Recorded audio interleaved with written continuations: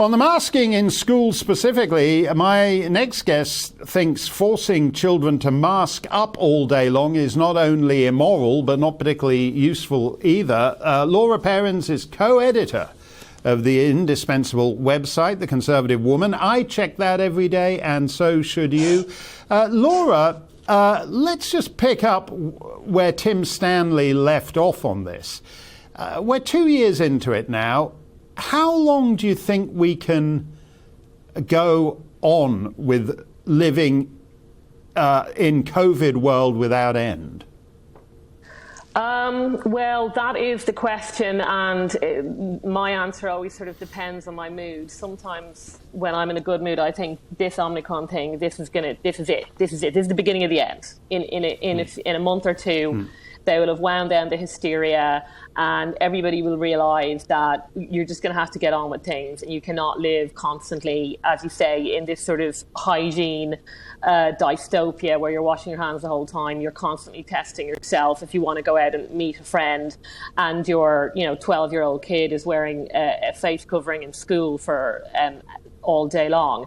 And then, then you just think, God, they actually... they probably they could have another year or two out of this, because how invested are the public in it? And unfortunately, I think a lot of people in the public are still very invested in it. And this has been such a psychological campaign, what I call a campaign of terror, in that, yes, COVID is bad and very serious for a certain section of the population, but for the majority of people, and certainly for people like the kids that are being targeted now, it isn't a serious illness. And yet they're running this mask thing, they're going to run this test thing for ages.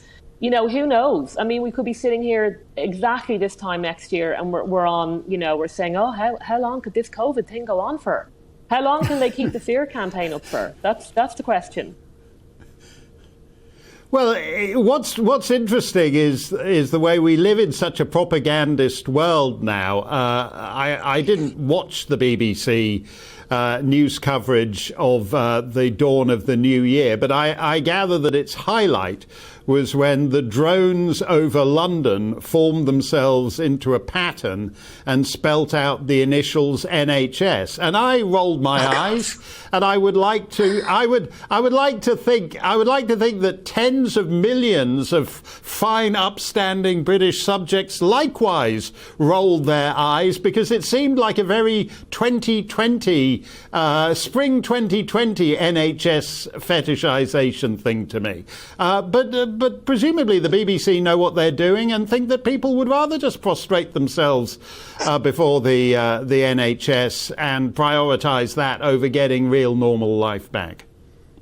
Yeah, I mean, look, I think there's still a lot of people like that. And also remember, for the people, the NHS vaccine, those workers who have been vaccinated, they're still heroes. Remember, by spring this time, even if you've worked through this entire pandemic and put your life on the line and you're an NHS worker, if you've chosen in good conscience not to get the vaccine, you're not a hero anymore. You're fired. You're unemployed. That's how. Right. That's how much the government values your work, is that you'll find yourself out of a job and stripped of your hero status. I mean, look, I don't follow cricket at all, Mark. I haven't a clue, but I did end up reading the back pages today, and supposedly the English players, who I'm told are in Australia, which is obviously a crazy decision, had said they're at the end of their mental tether with COVID, because and the mood in the camp is low, because everybody's tested positive, from their fitness trainer to their captain or their whatnot. And I'm just thinking, that's all of us. That is all of us. But again, when I read those stories, I always ask myself, but why, cricket captain dude, why have you gone to Australia?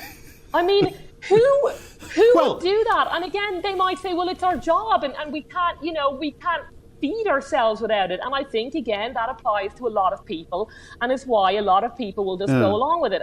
And when you're saying about the schools, I mean, the sad thing about the schools is that actually students and even young teenagers, they're actually very conformist. They're not the rebels that you might think they are. And most of them, it's true that this guidance is only guidance, and you can turn around and say, I'm not wearing a face mask, and And that's what I've said with my kids. But of course, it's sort of a catch-22 in that child is marked, right, is the odd one out, and no kid likes to be that person. And anyway, they're surrounded. All their friends, all their mates are in face masks, and you can't even see your best friend smile, and you can barely make out what the teacher's saying. And what you say is it's completely about fear. That's what I really object to the face mask, because it just says you are a danger. First of all, you're in danger. And you could get this Omicron thing whenever. I mean, that's coming at you. But even worse than that, even more manipulative, is they say, you student, you 12-year-old, you're a virus. You're just a vector. I mean, you could kill anybody at any point in time. So you better mask up. And if you don't mask up, well, you're a bad person. And that's what I really object to with the kids, is it's very manipulating for them. Yeah, no, it is. I want to go back to your stellar Australian cricket analysis for the moment. As you noted, the England team's been down there. It's like it's quite a big thing, Laura. It's called the Ashes. And it's quite a big thing in the cricket trophy? world. But what I've big trophy? Yeah, it's And the Anglo-Australian rival, well, I think they threatened actually to quit the British Empire in, I think it was the 1931 Ashes. But let's not rehearse all that. The reason I bring it up is this.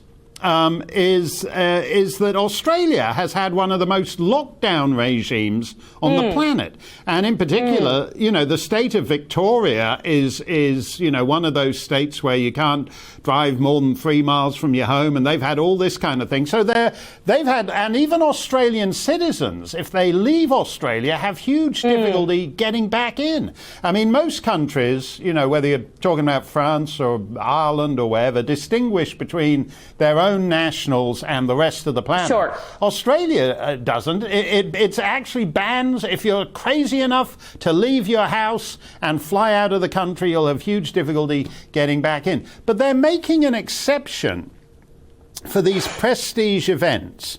Like if Tom Cruise wants to make a movie in England, somehow the risk of Tom Cruise spreading the Omicron all over for something, so necessary as Mission Impossible 47, Tom Cruise still has to be allowed to do it. Likewise with the Ashes.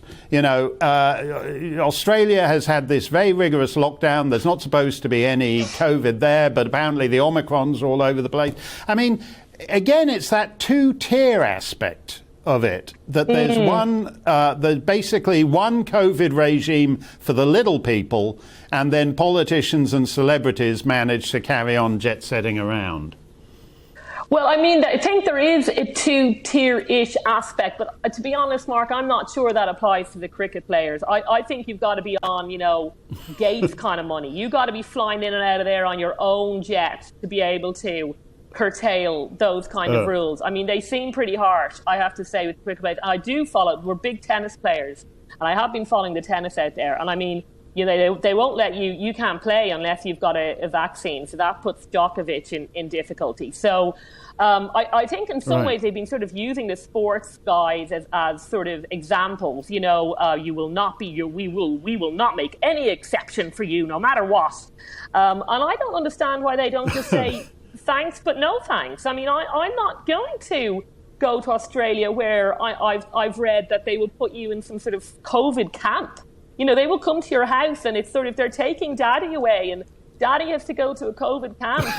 And then if you escape, it's release the hounds, right? Did you see that? They will strike them down like you're in Alabama, like you're a black guy in Alabama back in the day. I mean, it's just unbelievable. So I'm saying, well, at least I'm in the UK. It's not that bad. But, it's if